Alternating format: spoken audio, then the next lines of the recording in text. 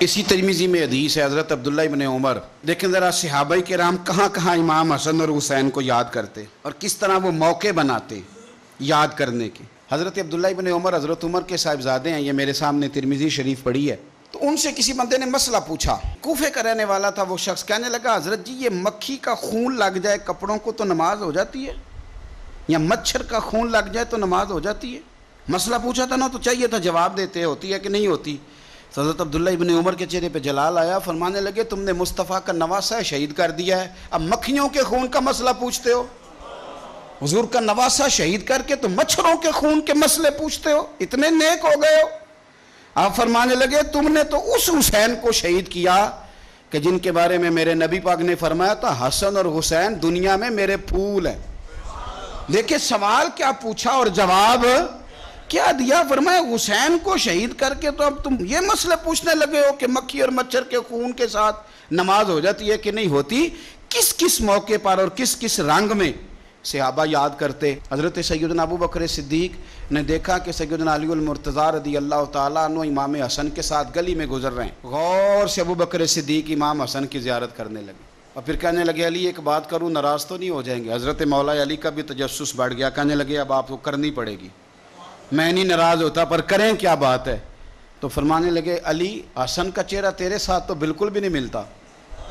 حضرت علی نے غور سے دیکھا تو فرمانے لگے حسن تو سارے کا سارا مدینے والے محبوب کے ساتھ شباہت رکھتا ہے، سارا ہی حضور کے ساتھ ملتا ہے، سارا ہی چہرہ، آنکھیں بھی حضور پہ، ناک بھی حضور پہ، ان کے لب ہائے مبارکہ بھی، سارا ہی حسن میرے نبی پاک کے ساتھ ملتا ہے۔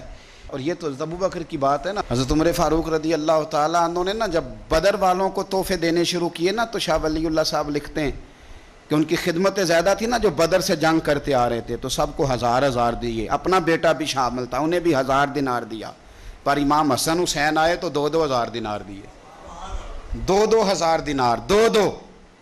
اپنی عقیدت کو کبھی کچا نہ ہونے دینا ورنہ آپ کا مزہ خراب ہو جائے۔ 2-2 ہزار دینار۔ حضرت عبداللہ ابن عمر نے گھر جا کے اماں کو شکایت کی کہ اماں میں تو نبی پاک کے زمانے میں جہاد کرتا تھا اور حسن حسین تو بچے تھے، مدینہ شریف کی گلیوں میں کھیلا کرتے تھے، پر میرے ابا جی مجھے سنگل دیتے ہیں، انہیں ڈبل دیتے ہیں۔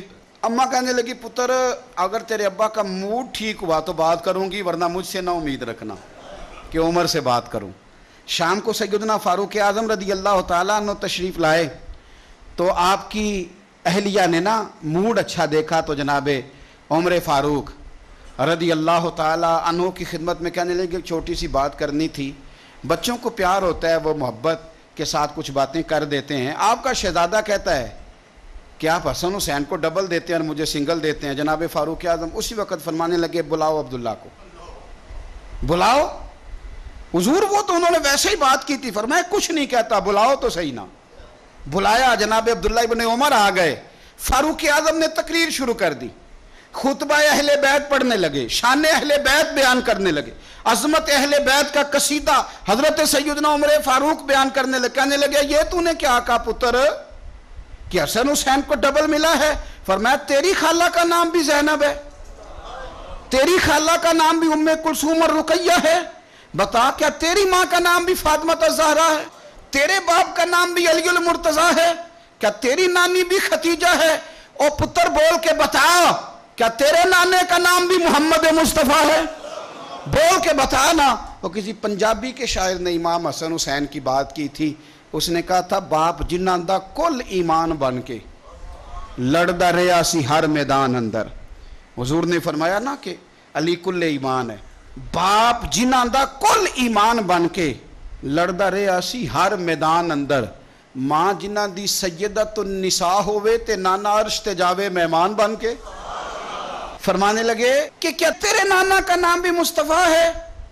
فرمانے لگے پتر سن، ان کے ساتھ کبھی مقابلہ نہ کرنا، تمہیں میں نے خدمت دیکھ کے دیا ہے اور انہیں میں نے نسبت دیکھ کے دیا ہے، انہیں نسبت دیکھ۔ یہ بات نہ چلتے چلتے مولا علی تک پہنچ گئی۔ حضرت علی بڑے راضی ہوئے کہ عمر نے یہ بات کی، بڑے راضی ہوئے، کہنے لگے ایسے تو نہیں نا میرے نبی نے فرمایا تھا کہ عمر جنتیوں کا چراغ ہے، عمر جنتیوں کا چراغ، ایسے تو نہیں کہا تھا۔ اب یہ بات حضرت عمر تک پہنچ گئی تو حضرت عمر مولا علی سے ملنے آگے، کہنے لگے آپ نے کہا ہے کہ میں جنتیوں کا چراغ ہوں؟